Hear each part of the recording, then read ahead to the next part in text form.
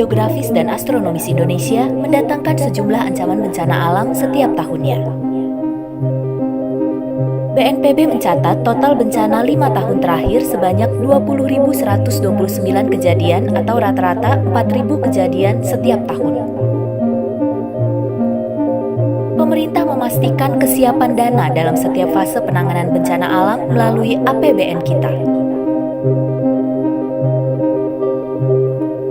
Kalau kita lihat tahapannya di dalam penanganan bencana ini dibagi 3. Jadi yang pertama ini kita nyebutnya adalah prabencana.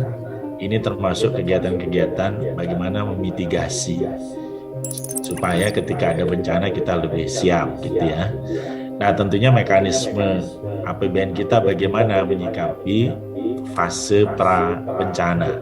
Nah ini APBN sudah mengalokasikan anggaran khususnya bagi kementerian-kementerian atau lembaga yang memang fungsinya terkait penanganan bencana.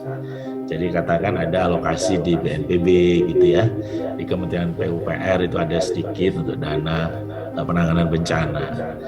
Nah kemudian yang fase kedua, tahap kedua ini adalah ketika bencananya sedang terjadi. Jadi ada prabencana dan ketika bencana itu terjadi kita menyebutnya ini adalah fase tanggap darurat.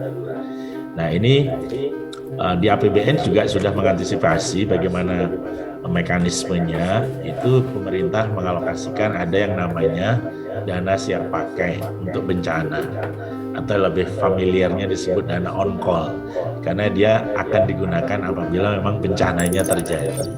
Nah ini di APBN dialokasikan setiap tahun dan yang pengelola dananya ini memang sekarang itu adalah ada di bawah koordinasi BNPB. Jadi ini akan digunakan apabila bencananya terjadi. Nah, baru yang tahap ketiga ini adalah pasca bencana. Ini kita lebih familiar menyebutnya adalah fase rehab rekon, ya, fase rehabilitasi dan rekonstruksi.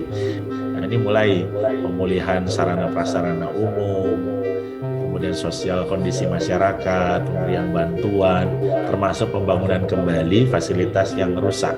Nah ini juga pengalokasiannya juga dikembalikan ke unit-unit teknis terkait. Nah jadi mekanisme ini tentunya kita sudah punya sesuai regulasi yang ada.